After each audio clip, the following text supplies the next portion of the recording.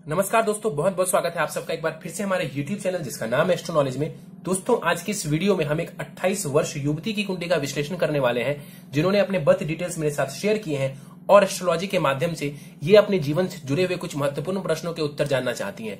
तो निश्चित ही आज इस वीडियो में मैं इनके द्वारा पूछे गए सभी प्रश्नों का उत्तर दूंगा और साथ ही साथ इनकी कुंडली का पूर्ण विश्लेषण भी करूंगा।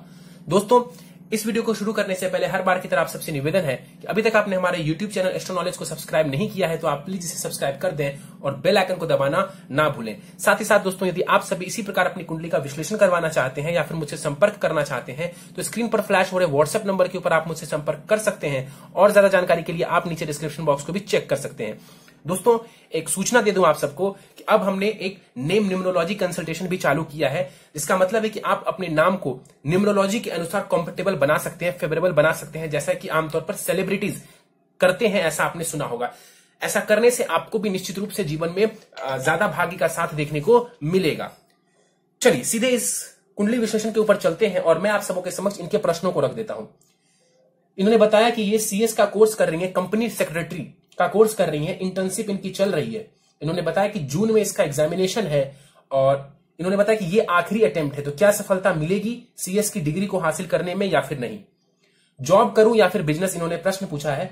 इंडिया में सेटलमेंट है या फिर अब्रॉड में, आगे भी मुझे पढ़ाई करना है, आगे मैं पढ़ाई करना चाहती हूं, क्या एजुकेशन में सफलता मिलेगी आगे। डाटा एनालिस्ट का सिस्टम ऑडिट में एजुकेशन कैसा रहेगा। इसके अलावा कहती है कि विवाह मेरा कैसा रहेगा, लाइफ पार्टनर कैसे होंगे, उनका प्रोफेशन, करियर और विवाह पर फोकस करें, मेरे लव लाइफ को लेकर के फोकस करें, जानकारी दें कुंडली के अनुसार। और कहती है कि लव लाइफ को लेकर के थोड़ी सी टेंशन में ये रहती हैं। चलिए सीधे इनकी लग्न कुंडली के ऊपर चलते हैं।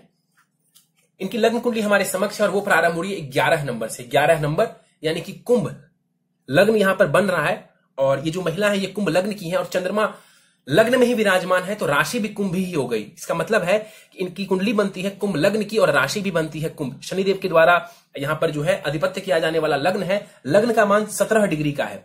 लग्न 17 डिग्री का है, बलाबल बहुत है लग्न के पास। और यहां पर शनिदेव को देखा जाए, लग्नेश उठ करके विदेश भाव में जाकर के, शरीर उठ करके विदेश भाव में जाकर के खर्च के भाव में बैठा हुआ है, तो विदेश जाने का बहुत बढ़िया योग है यहां पर। और यहां पर शनिदेव विदेश यदि आप जाती हैं आपको बहुत लाभ दे देंगे। लग्न में देखें चंद्रमा विराजमान है 0 डिग्री का। 0 डिग्री का चंद्रमा है। मन आपका शांत नहीं रहता, मन पीड़ित रहता है, मन पीड़ित रहता है आपका, क्योंकि यहां पर चंद्रमा शनि की राशि में बैठे हुए हैं। 0 डिग्री का चंद्रमा है, बाल अवस्था का है, लेकिन 0 डिग्री का है और इस कुंडली में चंद्रमा कारक भी नहीं होते हैं।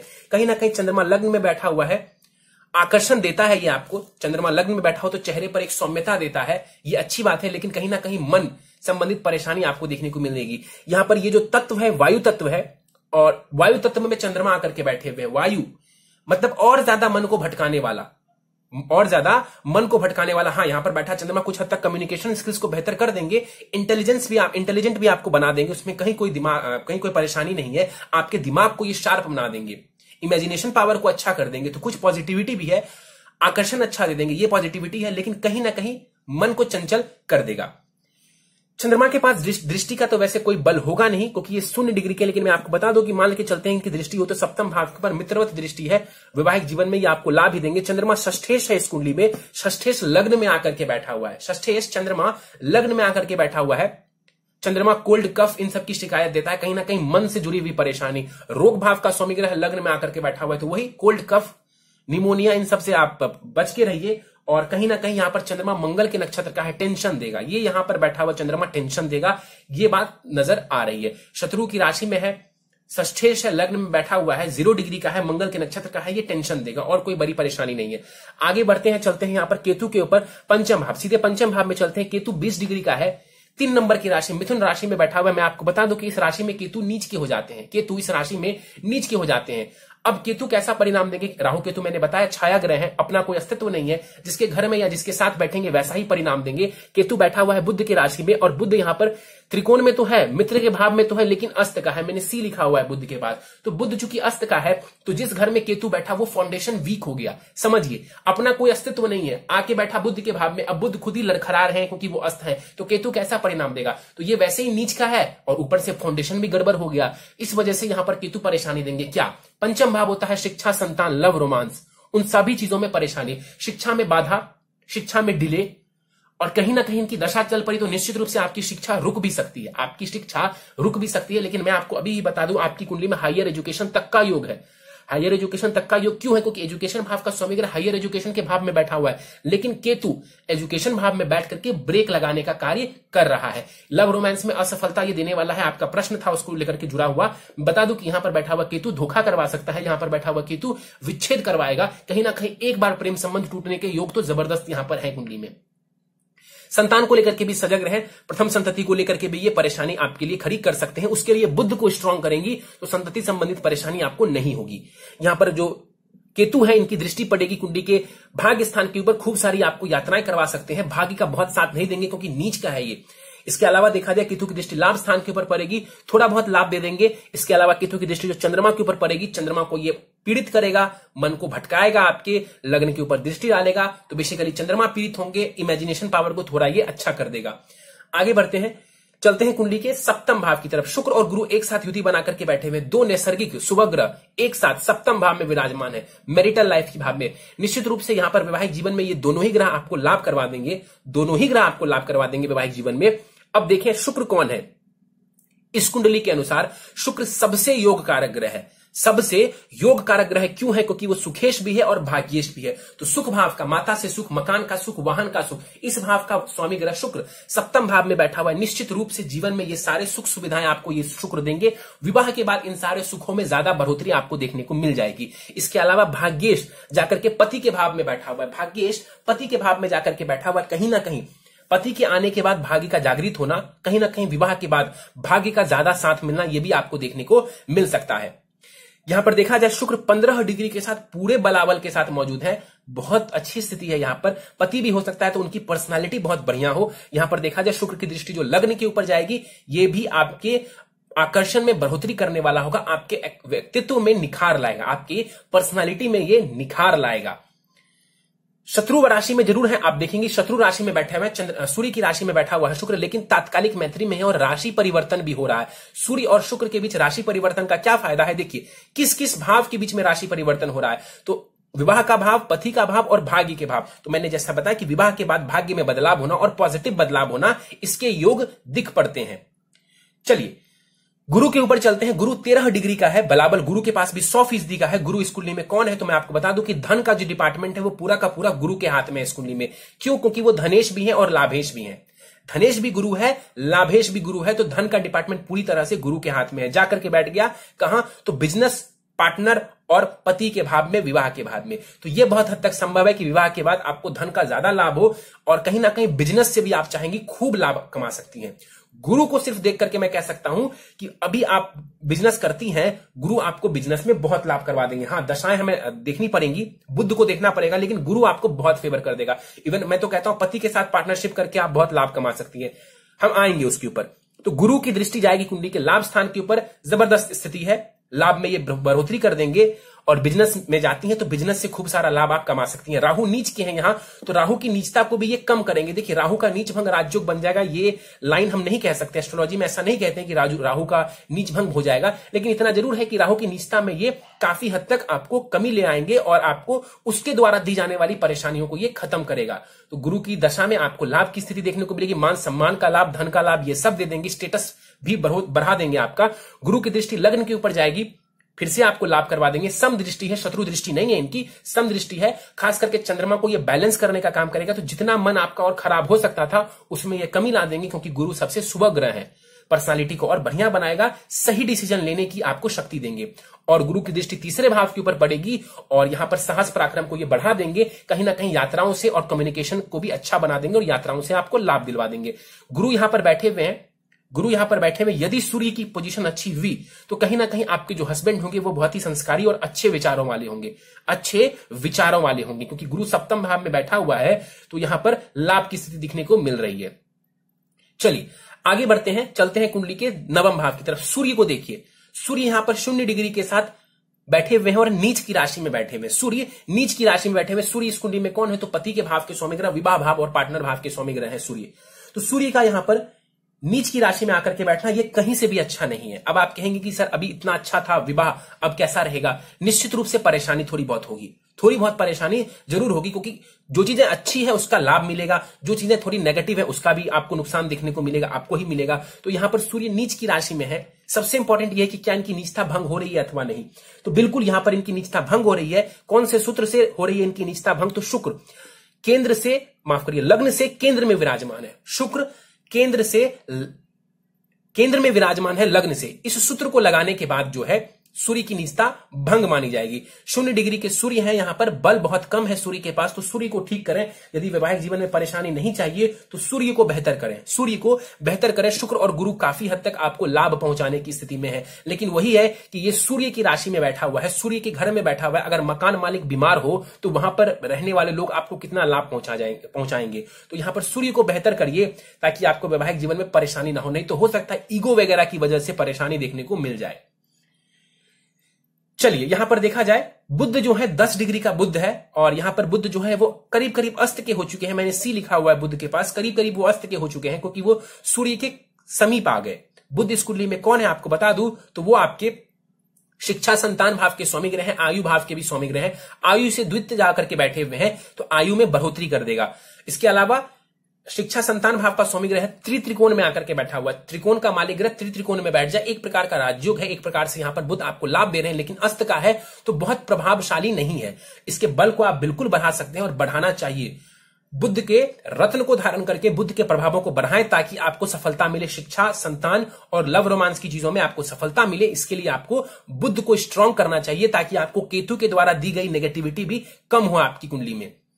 तो यहां पर बुध आपको लाभ करवा देंगे हायर एजुकेशन में, इसको बलवान करेंगे, बहुत लाभ देखने को मिलेगा। दृष्टि नहीं होगी इसके पास, सूर्य के पास भी जो दृष्टि है उसका बिल्कुल भी लाभ नहीं मिलेगा आपको, क्योंकि दृष्टि का बल नहीं है उसके पास।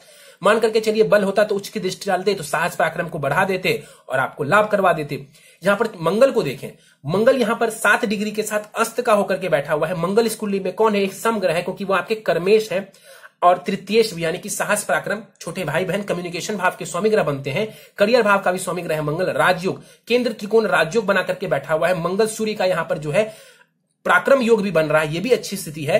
लेकिन यहां पर मंगल अस्त के हैं तो बहुत ज्यादा चाहे पॉजिटिव या नेगेटिव रिजल्ट आपको देखने को नहीं मिलेगा। हाँ, नवम भाव संबंधित कुछ लाभ आपको दे सकता है मंगल, जैसे सूर्य मंगल का पराक्रम योग आपको लाभ दे सकता है, विदेश की यात्राएं करवा सकता है।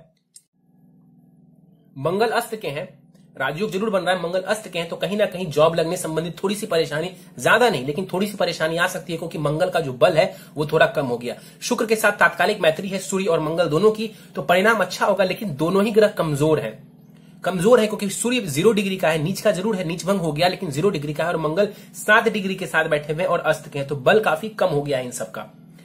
सूर्य और बुध का जो बुधादित्य योग बन रहा है काफी हद तक वो भी आपको लाभ दे जाएगा। बुध अस्त के जरूर है, लेकिन 10 डिग्री का फासला है, तो बहुत ज्यादा अस्त के नहीं है। तो यहां पर सूर्य बुध का बुधादित्य योग आपके हायर एजुकेशन में आपको कुछ हद तक लाभ पहुंचा जाएगा। एजुकेशन के क्षेत्र में ये आपको विशेष लाभ देने वाले हैं।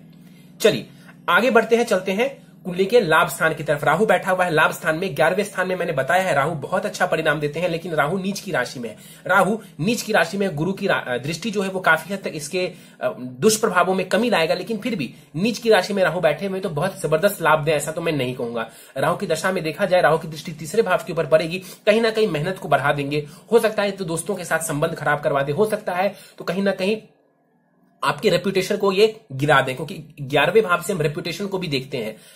इसके अलावा देखें तो राहु की जो उच्च की दृष्टि जाएगी कुंडली के 5वें स्थान के ऊपर, लव रोमांस में ये आपको लेकर के जाएंगे। राहु की दृष्टि जाएगी कुंडली के 7वें भाव के ऊपर, विवाह भाव के ऊपर, शत्रु दृष्टि जाएगी विवाह भाव के ऊपर, तो कहीं ना कहीं वैवाहिक जीवन में थोड़ी बहुत अनबन की स्थिति देखने को मिल सकती है राहु की दशा में, स्पेशली हमेशा नहीं लेकिन राहु की दशा में देखने को आपको मिल जाएगी। चलिए आगे बढ़ते हैं, चलते हैं कुंडली के 12वें घर की तरफ। 12वें घर में देखें तो शनि बैठा हुआ है 12वें भाव में। अब शनि यहां पर देखें 12वें भाव में बैठ करके कैसा रिजल्ट देंगे, तो मैंने आपको बताया था कि लग्नेश 12वें भाव में जाकर के बैठा हुआ विदेश भाव में, तो कहीं ना कहीं विदेश आप जाती हैं, बहुत लाभ आपको देखने को मिलेगा। 6 डिग्री का शनि है यहां पर, शनि के पास करीब 25% का बलाबल होगा, मृत अवस्था के है शनि, और यहां पर 12वें भाव में शनि कैसा लाभ दे देंगे, तो देखिए विदेश में आपको लाभ दे जाएगा। शनि की जो दृष्टि है तीसरी दृष्टि पड़ेगी धन भाव के ऊपर, तो कहीं ना कहीं गुरु अच्छा है, धन की सेविंग्स ये शनि करवा देंगे। वाणी का आप ध्यान रखिए, शनि की दृष्टि कुंडली के 6ठे भाव के ऊपर पड़ेगी, शत्रुओं का ये शनि नाश करवाएगा, शत्रुओं से आपकी रक्षा करेंगे शनि।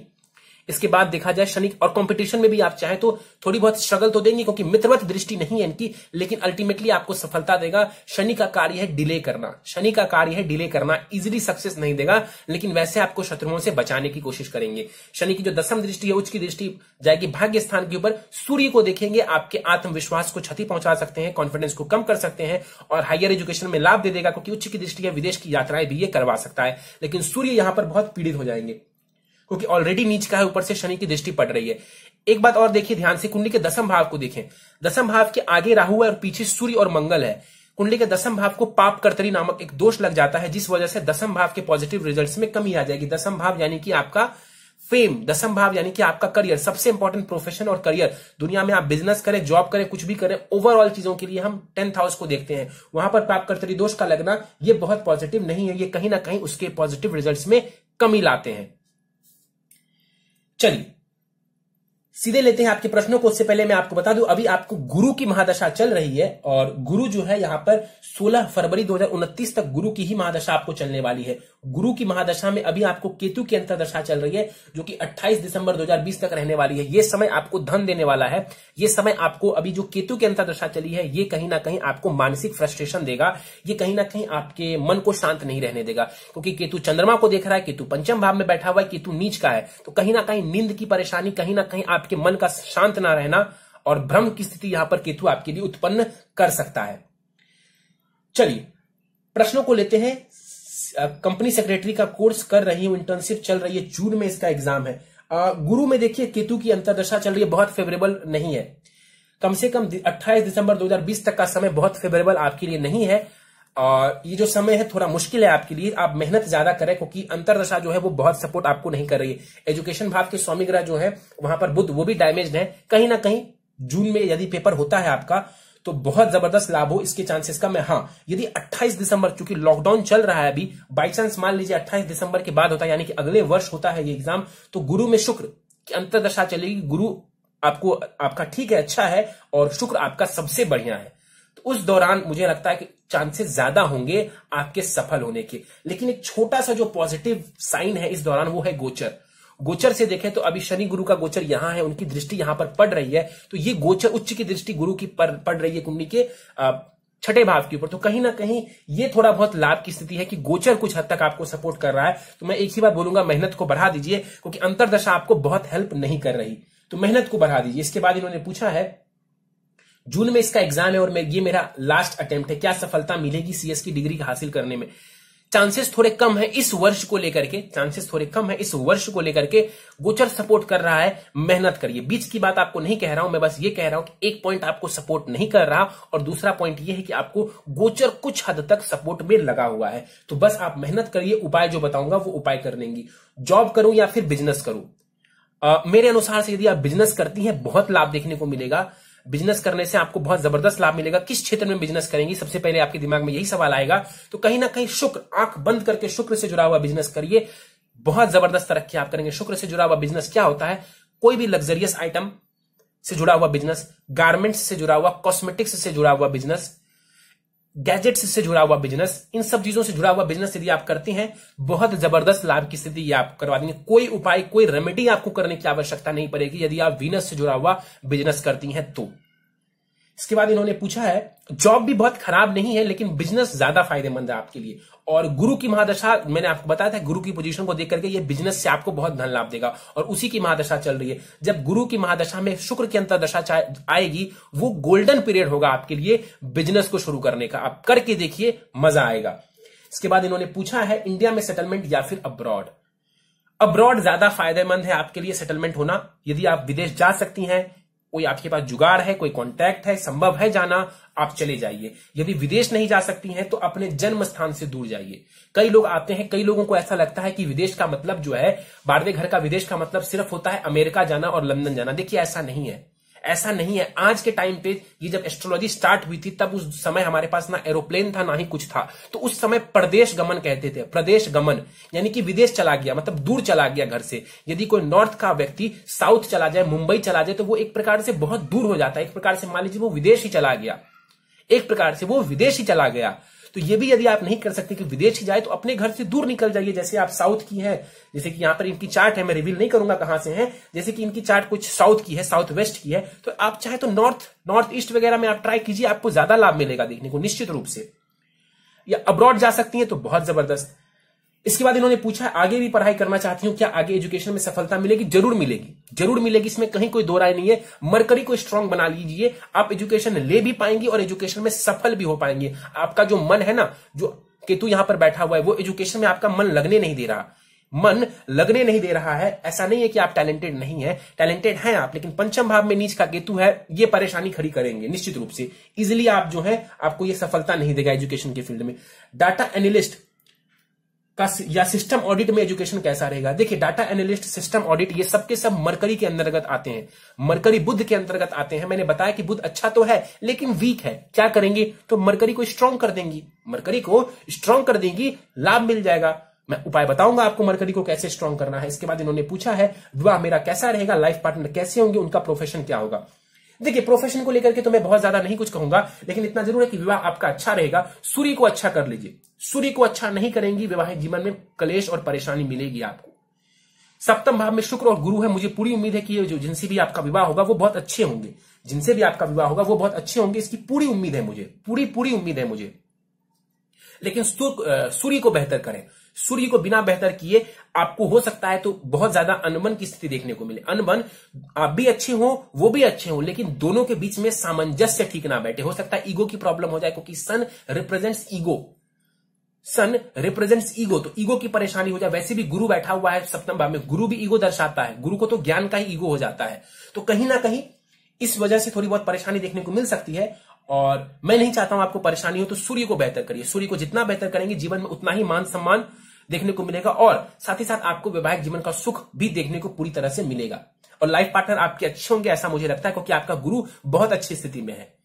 इसके बाद इन्होंने पूछा है करियर और विवाह के ऊपर फोकस करें। बिल्कुल मैंने करियर और विवाह के ऊपर फोकस किया है। आपको जॉब करनी है, बुद्ध को स्ट्रांग करके आप जॉब के फील्ड में रहिए। मुझसे सलाह लेंगी बिजनेस कर सकती हूँ, डेफिनेटली कर सकती है। पूछेंगी सर कब से कर सकती हूँ बिजनेस, मैं बोलूंगा अभी नहीं करना है आपको। 28 दिसंबर 2020 के बाद आप बिजनेस शुरू करिए। 28 दिसंबर 2020 के बाद आप बिजनेस शुरू करिए। अभी आपको प्लानिंग भी नहीं करनी है, अभी आपको बिजनेस की कोई प्लानिंग नहीं करनी है। कब करनी है? इस वर्ष के बाद, जनवरी 2021 से प्लानिंग करिए, आगे बढ़ जाइए। यदि जॉब ही करनी है, इसी फील्ड में जॉब करनी है, मरकरी को स्ट्रांग करिए।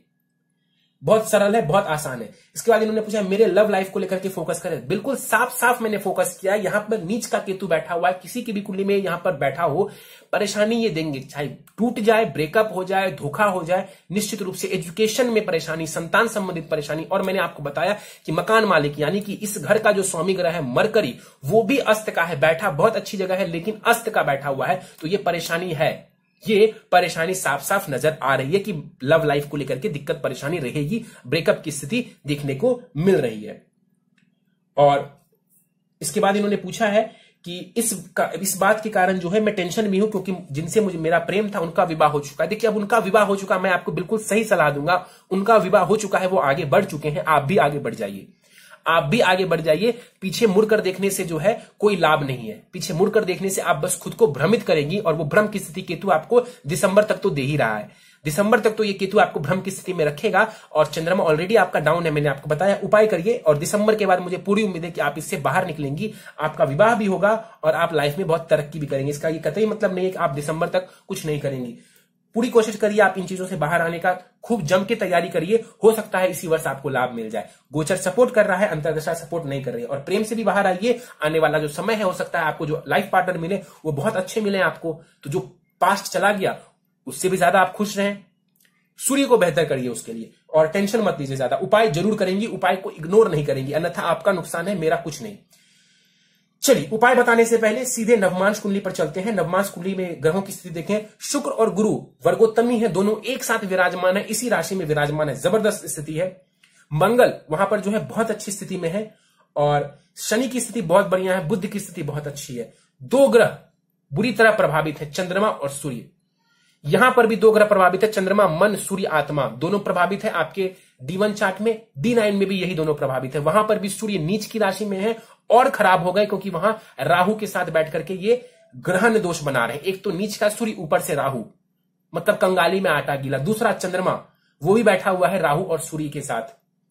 अमावस्या का दोष, दूसरा ग्रहण का दोष, कहीं ना कहीं मन संबंधित परेशानी, और यदि ये चीज ठीक नहीं रही तो विवाह में परेशानी आपको हो जाएगी। निश्चित रूप से आप मान के चलिए विवाह में भी परेशानी ये ठीक खड़ी कर देंगे। उपाय करेंगी, उपाय को इग्नोर नहीं करेंगी आप। चलिए फटाफट से उपाय के ऊपर चलते हैं। उपाय नोट डाउन कीजिए। प्रथम उपाय है आपके लिए, प्रथम उपाय है जो सबसे जरूरी उपाय है आपके लिए, नित्य भगवान सूर्य को अर्घ देंगी। चाहे 10 बजे दें, 11 बजे दें, लेकिन दें। नित्य भगवान सूर्य को अर्घ देंगी। गायत्री मंत्र का वहीं पर खड़े होकर के 21 बार जाप करेंगी। इसके बाद जो है यदि संभव हो तो ओम घृणी सूर्याय नमः, इसका भी 108 बार अपने घर के पूजा स्थल पर जाकर के आप जाप करेंगी। बहुत लाभ मिलेगा, ऐसा करिए, आपको जबरदस्त लाभ मिलेगा। इसके बाद आपको अपने गले में 2 5-मुखी रुद्राक्ष, 2 पीस 5-मुखी रुद्राक्ष धारण करना है। हर गुरुवार किसी भी मंदिर में भगवान को जो है आप जाकर के केले चढ़ाएं। ईश्वर को, भगवान को जाकर के केले चढ़ाएंगे, आपको लाभ हो जाएगा किसी भी मंदिर में जाकर के लॉकडाउन के बाद। इसके बाद ओम ब्रिम बृहस्पतये नमः, ओम ब्रिम बृहस्पतये नमः, इस मंत्र का 3 माला आपको नित्य जाप करना है। और इसके अलावा देखा जाए तो शनि के लिए आपको शनि का मंत्र ओम शन शनिश्चराय नमः, ओम शन शनिश्चराय नमः, इस मंत्र का भी आपको जाप करना चाहिए। आपके लग्नेश है शनि 12वें घर में बैठे हुए, कम से कम 1 वर्ष तक ओम शन शनिश्चराय नमः इसका भी मंत्र जाप करें, लाभ हो जाएगा। एक रत्न है पन्ना, बुद्ध का रत्न है पन्ना, 7.25 रत्ती का पन्ना अपने दाहिने हाथ की सबसे छोटी उंगली में शुक्ल पक्ष के बुधवार के प्रातः काल को आपको इसे धारण करना है। सोने अथवा चांदी जिसमें चाहे उसमें धारण करें। हर सोमवार शिवलिंग के ऊपर आपको जल दूध अर्पित करना है। नित्य शिव चालीसा भी पढ़ना है।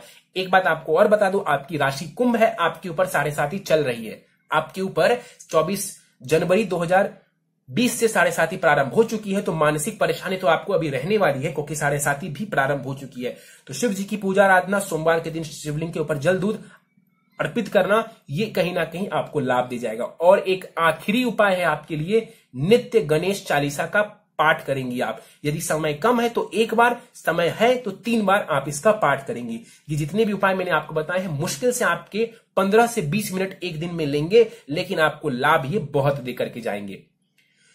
चलिए तो दोस्तों, ये था इस 28 वर्ष युवती की कुंडली का विश्लेषण। मुझे पूरी उम्मीद है कि आप सबको हमारी कुंडली विश्लेषण का वीडियो पसंद आया होगा। यदि वीडियो पसंद आया तो आप इसे लाइक करें, शेयर करें। अभी तक आपने हमारा YouTube channel astro knowledge subscribe नहीं किया है तो आप प्लीज इसे सब्सक्राइब कर दें और बेल आइकन को दबाना ना भूलें। साथ ही साथ दोस्तों, यदि आप सभी इसी प्रकार अपनी कुंडली का विश्लेषण करवाना चाहते हैं या फिर मुझसे संपर्क करना चाहते हैं तो स्क्रीन पर फ्लैश हो रहे व्हाट्सएप नंबर के ऊपर आप मुझसे संपर्क कर सकते हैं। और ज्यादा जानकारी के लिए आप नीचे डिस्क्रिप्शन बॉक्स को भी चेक कर सकते हैं।